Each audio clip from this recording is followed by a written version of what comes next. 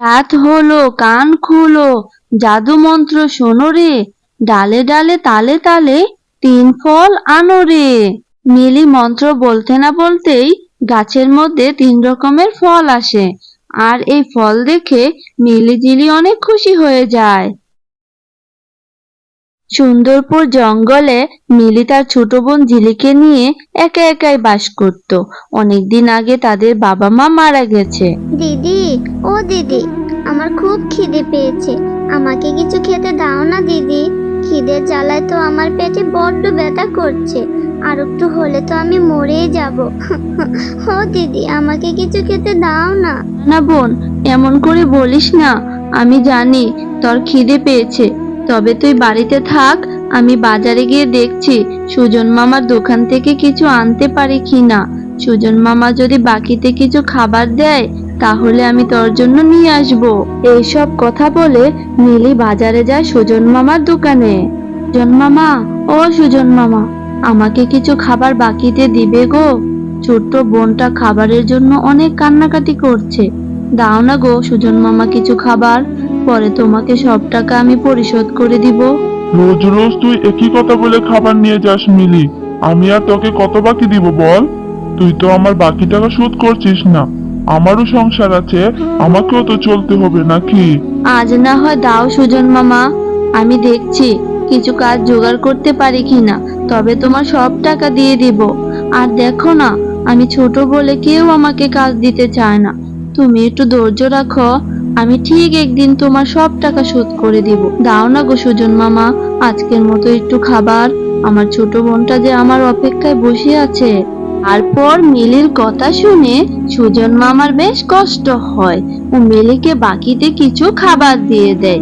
মিলি সেই খাবার নিয়ে বাড়ির উদ্দেশ্যে হাঁটতে থাকে আর ভাবতে থাকে, না, এইভাবে আর দিন কাটানো সম্ভব নয়। এবার আমাকে কিছু কাজ করতেই হবে, আর বোনটাকেও তো বড় করে তুলতে হবে। এইসব কথা বলে মিলি যখন রাস্তার মধ্যে হাঁটতে থাকে, তখন মিলির সামনে একটি বৃদ্ধ শিয়াল আসে। আমাকে একটু খেতে দিবি মা? দে না একটু খাবার, আমার যে বড্ড খিদে পেয়েছে। কাল থেকে না খেয়েছি আমি, কিন্তু আমাকে কেউ খেতে দেয়নি।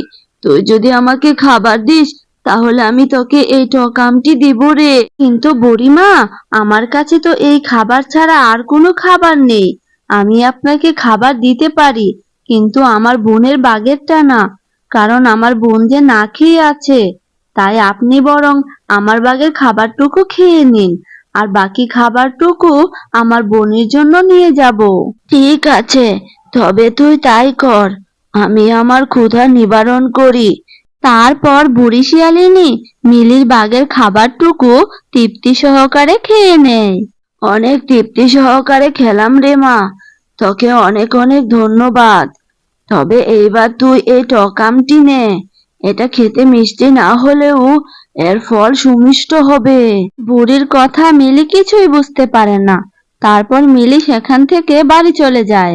দিদি, তুই খাবার এনেছিস? দে দে, আমাকে খাবার দে। আজ আমি খুব মজা করে খাবার খাবো। তারপর মিলি তার ছোট বোন ঝিলিকে খাবার খেতে দেয়, আর রাস্তায় দেখা হওয়া বুড়ি ও বুড়ির সাথে ঘটে যাওয়া সব ঘটনা ঝিলিকে খুলে বলে। দিদি, খুব ভালো করেছিস। বুড়িমাকে খাবার দিয়েছিস তুই।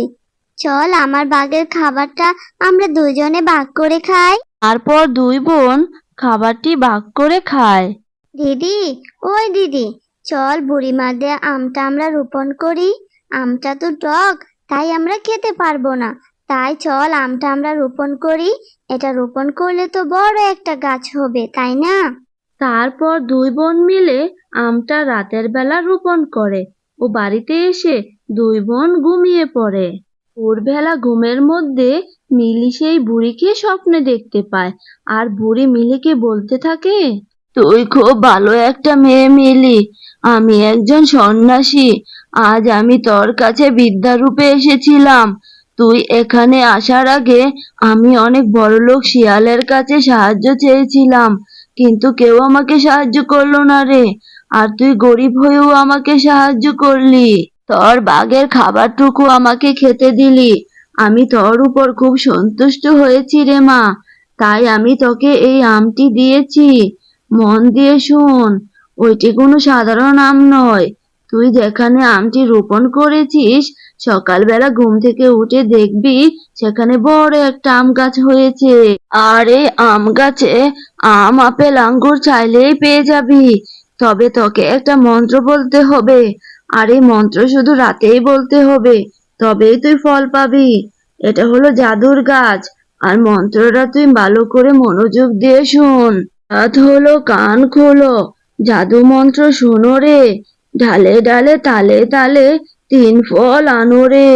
এরপর হঠাৎ করে মিলির ঘুম ভেঙে যায়, আর ঘুম ভেঙে দেখে সকাল হয়ে গেছে। তারপর দুই বোন মিলে যেখানে আমটি রোপণ করেছিল সেখানে গিয়ে দেখতে পায় গাছটি অনেক বড় হয়ে গেছে। দেখি রে দিদি, রাতেই আমটি রোপণ করলাম আর সকালে এত বড় আম গাছ হলো। কি জাদু রে বাবা! তারপর মিলি জিলিকে স্বপ্নের ব্যাপারে সব খুলে বলে। সবটা শুনে জিলি অনেক খুশি হয়। তারপর দুই বোন রাত হওয়ার অপেক্ষায় থাকে। দিদি, রাত হয়ে গেল, চল চল এবার আমরা ফল নিয়ে আসি। তারপর দুই বোন রাতের বেলা চলে যায় ফল আনতে। রাত হলো, কান খুলো, জাদু মন্ত্র শোনো রে, ডালে ডালে তালে তালে তিন ফল আনো রে। মিলি মন্ত্র বলতে না বলতেই গাছের মধ্যে তিন রকমের ফল আসে, আর এই ফল দেখে মিলিঝিলি অনেক খুশি হয়ে যায়। তারপর গাছ থেকে ফল পেড়ে মিলিঝিলি বাড়ি চলে আসে।